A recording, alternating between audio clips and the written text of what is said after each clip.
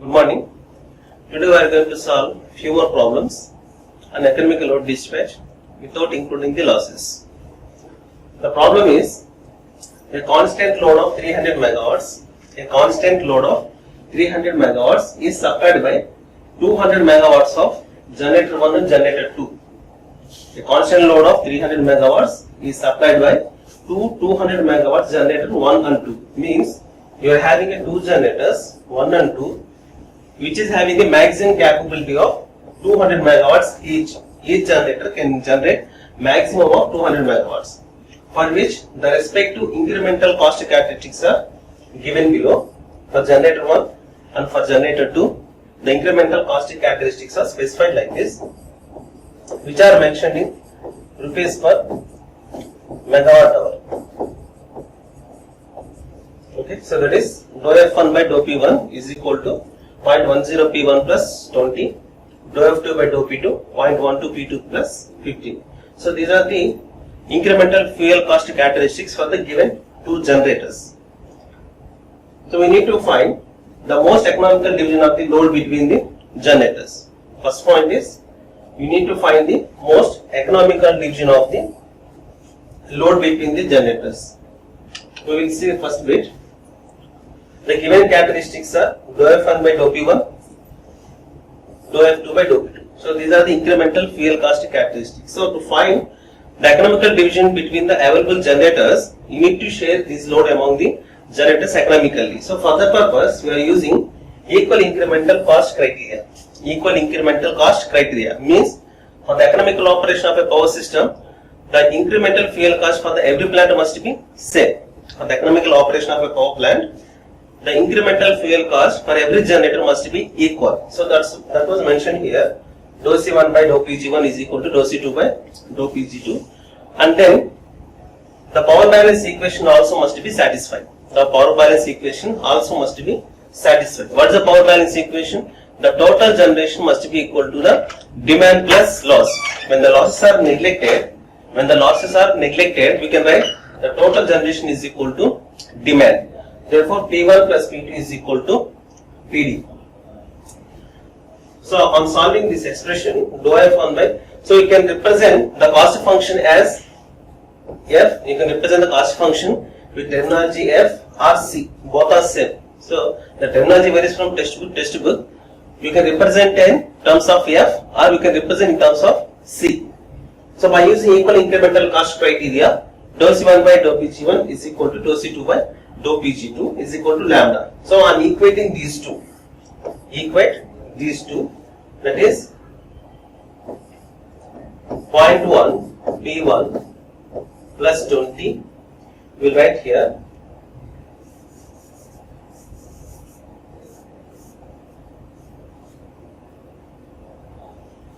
we will write here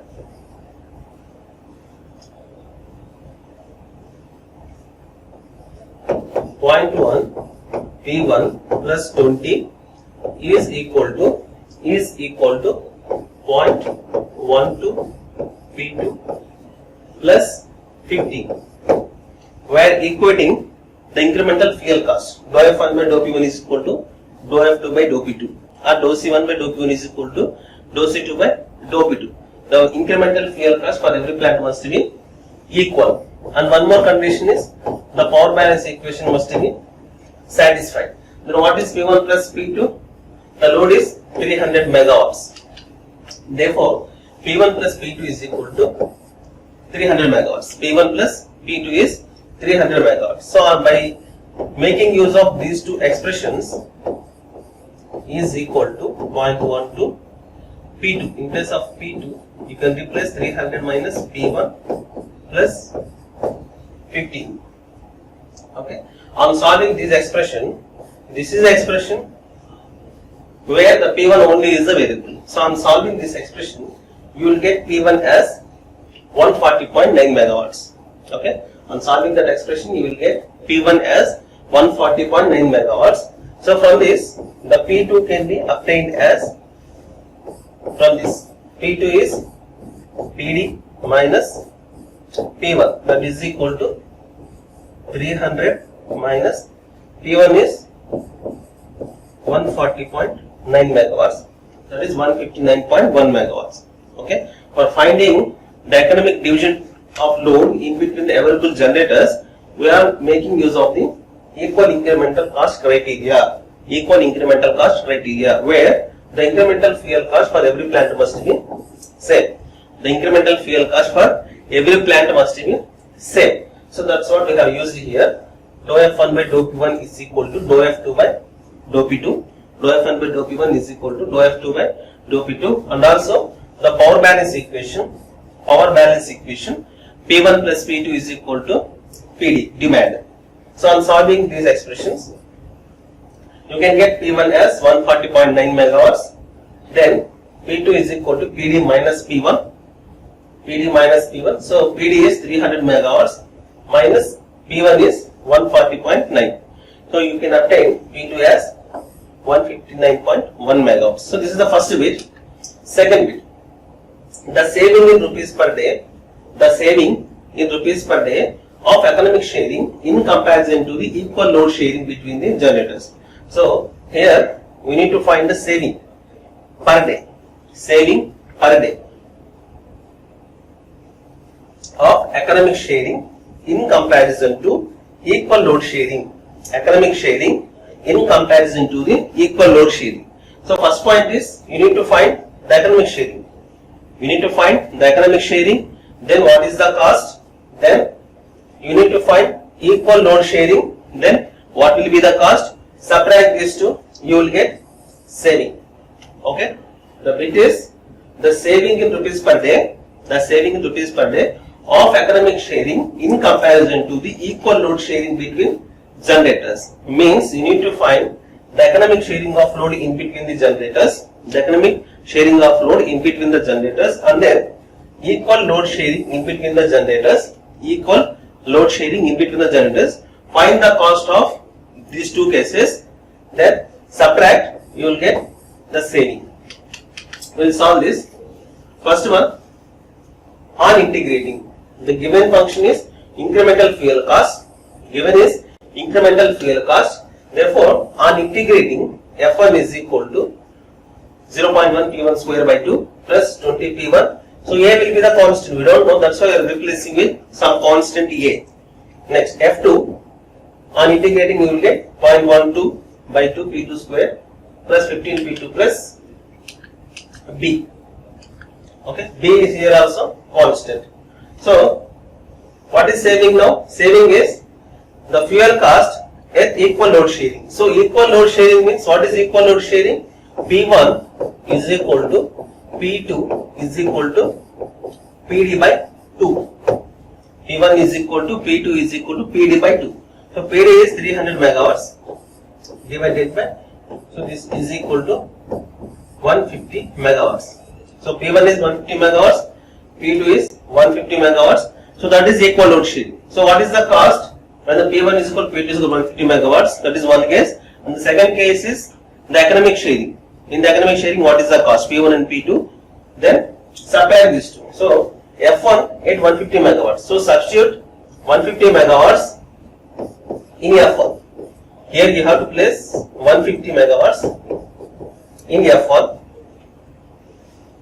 Here you need to substitute here. Again F1 140.9 megawatts. Now this is economic sharing value 140.9 we have solved previously. So this is the economic sharing. In the previous case we have solved for the economic sharing where you got P1 is equal to 140.9. So this is the cost at P1 is equal to 140.9. So replace here 140.9, then subtract these two. So similar way for the second plant also, find F2 at P2 as 150 megawatts. Find F2 when P2 has 150 megawatts. Again F2 at 159.1 megawatts. That is economic sharing. 159.1 is economic sharing. So F2 at 159.1. So subtract these two. Okay. So F1 at 150 megawatts minus F1 at 140.9 megawatts. Okay. So this is the saving. This is the saving of generator 1 in comparison to the equal load sharing and economic sharing. So this is the cost of first generator at equal load sharing. So this is the cost of first generator when the load is economically sharing. So subtract these two, you will get saving for the first generator. So similarly, F2 at 150 megawatts, F2 at 150 megawatts. So this is the cost. This is the cost at equal load sharing. This is the cost at equal load sharing minus F2 at 159.1. So this is the cost at economic sharing. Economic sharing. So subtract these two. On subtracting, you will get the saving of generator 2. Saving of generator 2. Now add the savings of generator 1 and generator 2. You will get the total saving in rupees per hour. Since the F1 is mentioned in rupees per hour, F1 and F2 both are mentioned in rupees per hour. You will get saving in rupees per hour. So that is 9.09. So on calculating by using calci, you will get the value. By using calci, you can get the value saving as 9.09 rupees per hour. Next, saving in terms of rupees per day. He is asking rupees per day. So per hour 9.09. Per day means 9.09 into 24 hours. 9.09 into 24 hours. So you will get, this is saving in rupees per day, 218.18. So that is saving in rupees per hour into the number of hours is 24 per day. He is asking to calculate for per day, the saving per day. So 24 hours. So you will get 218.16. This is the saving in rupees per day. Clear? So this is the problem. So what he is asked is, you need to find the saving. You need to find the saving in rupees per day. So saving between which parameters? For economic sharing and equal load sharing. Economic sharing in comparison to equal load sharing. So you need to find the cost when the load is economically sharing. Then you need to find the cost when the load is equally sharing among the generators. You need to find the cost, then subtract these two, you will get the saving. So definitely when the load is economically sharing, the cost will be minimized. Okay, therefore you will get the saving. You need to calculate for saving in rupees per day. So multiply with the 24 hours, you will get a saving in rupees per day.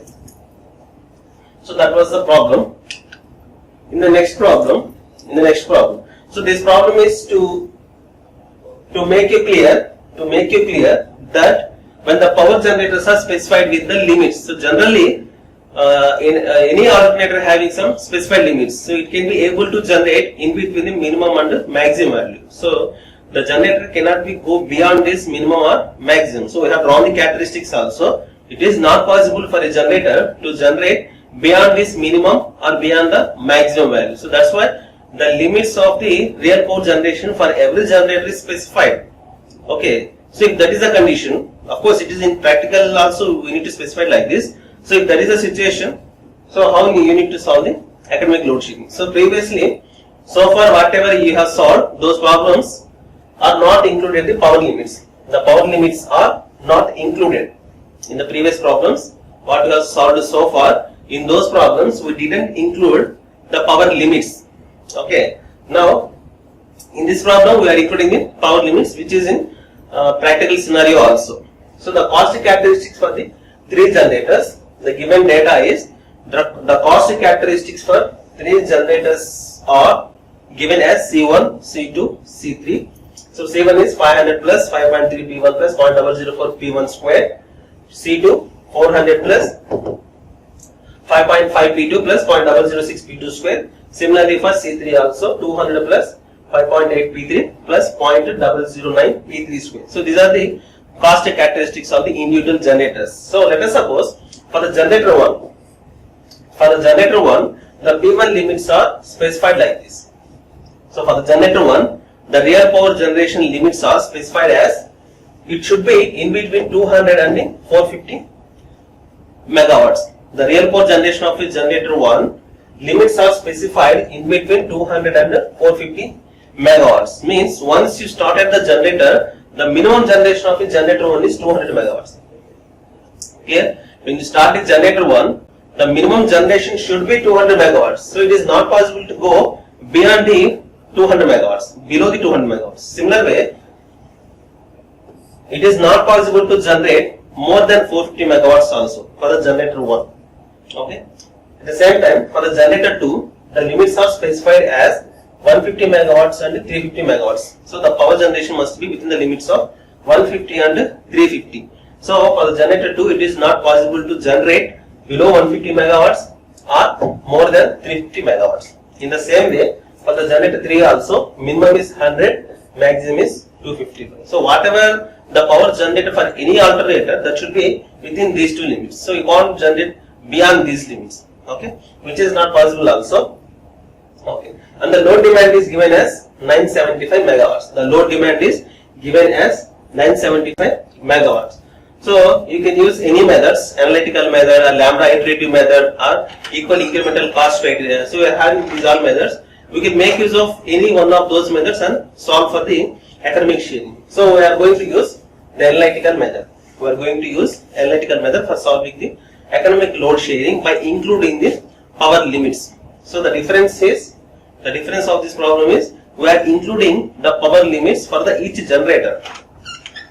So in the analytical method, calculate lambda.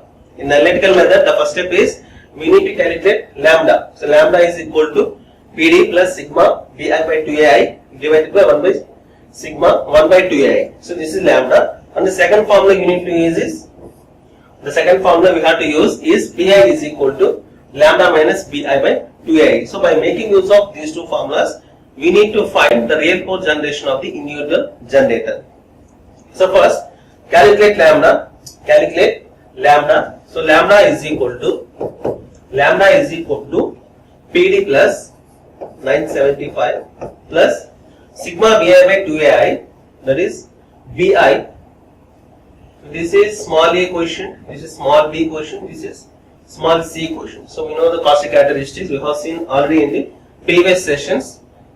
So with the information B1 is for generator 1, 5.3 divided by 2A1, so 0.008 plus for B2, 5.5 divided by 0.012 plus 5.8 divided by 0.018 divided by 1 by 0.008 plus 1 by 0.012 plus 1 by 0.018.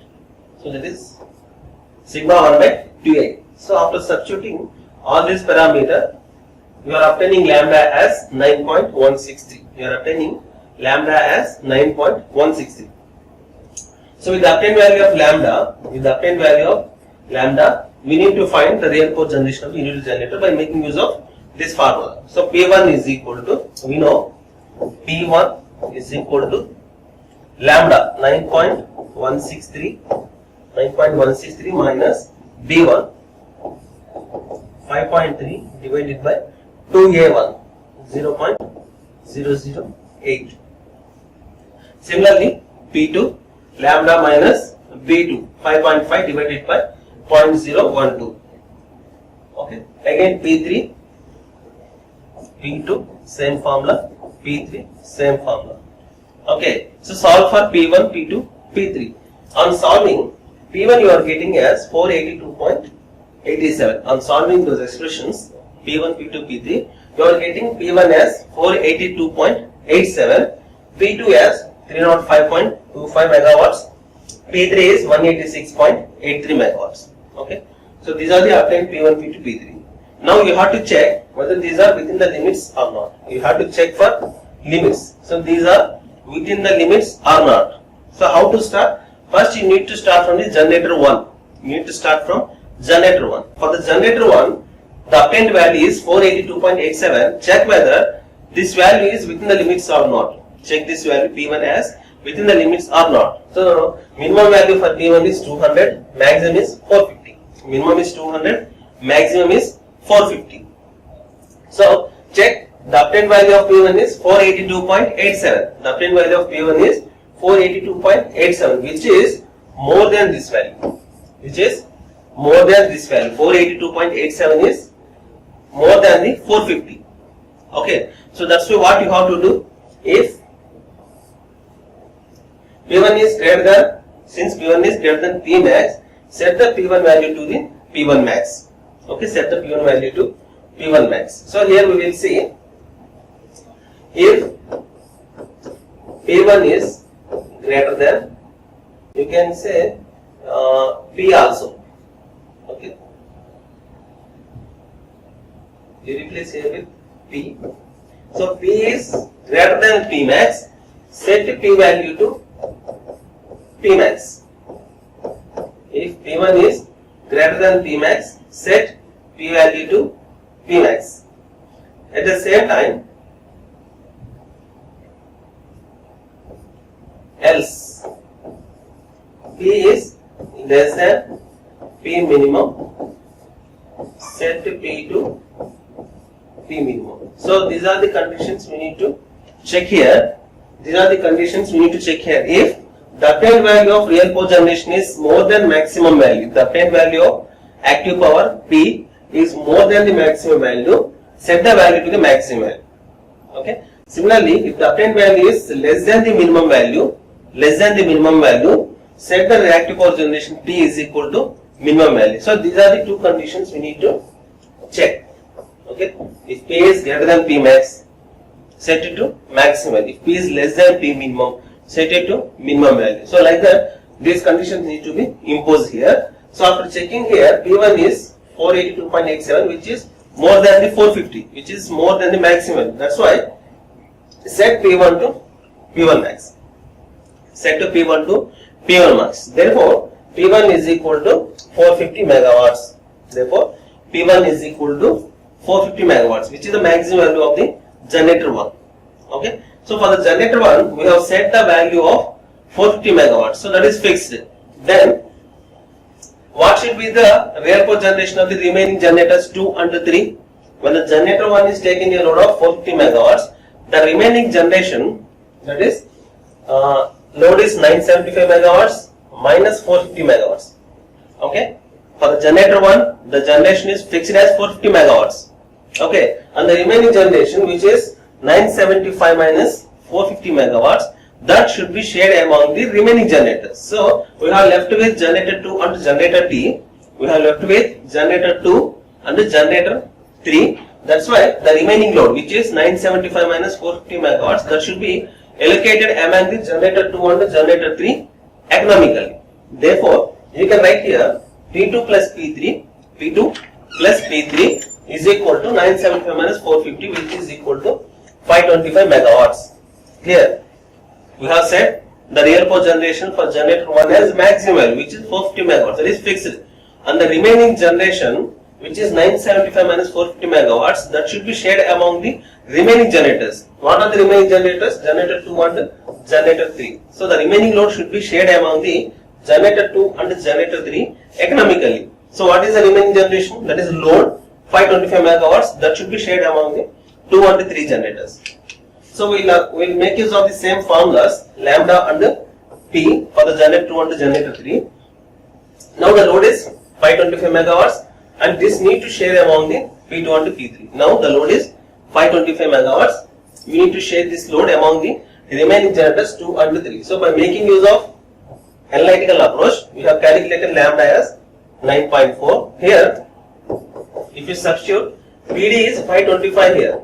Okay, not the previous value. Previous value is 975. The remaining load is 525. So therefore, PD is 525 plus B2 by 2A2 plus B3 by 2A3 divided by 1 by 2A2 plus 1 by 2A3. So here we are sharing the load among the generator 2 and generator 3 only. Okay. So after calculating lambda value, we are getting as 9.4. Lambda as 9.4. So by making use of this formula, Pi is equal to lambda minus Bi by 2i, we are calculating the generations for the P2 and P3. Okay. You have obtained the value of generator 2 and generator 3 as P2 as 325 megawatts, P3 as 200 megawatts. So here also we have to check whether these two are within the limits or not. Whether generator 2 and generator 3 are within the limits or not. For the generator 2, the generation is 325 megawatts and the limits is specified as in between 150 to 350. It should not go beyond these two limits. So P2 is 325 megawatts. Okay, so the P2, the obtained value of P2 is less than 350. So that's why it is possible. For the generator 3, the P3 is 200 megawatts. The limits imposed as within 100 to 225. The obtained value is 200. So this also satisfied. Therefore, so this is the economic load sharing. P1 is equal to 450 megawatts. P2 is 325 and P3 is 200 megawatts. So this is the procedure to solve the economic load sharing between the available generators by imposing the power limits. While imposing power limits, you need to satisfy like this. You need to satisfy this condition. If P is greater than P max, set the value to maximum value. If P is less than P minimum, set the value to P minimum. So this is imposing the constraint or maximum minimum value on the real power generation of the individual generator. We will solve the remaining models in the next session. Thank you.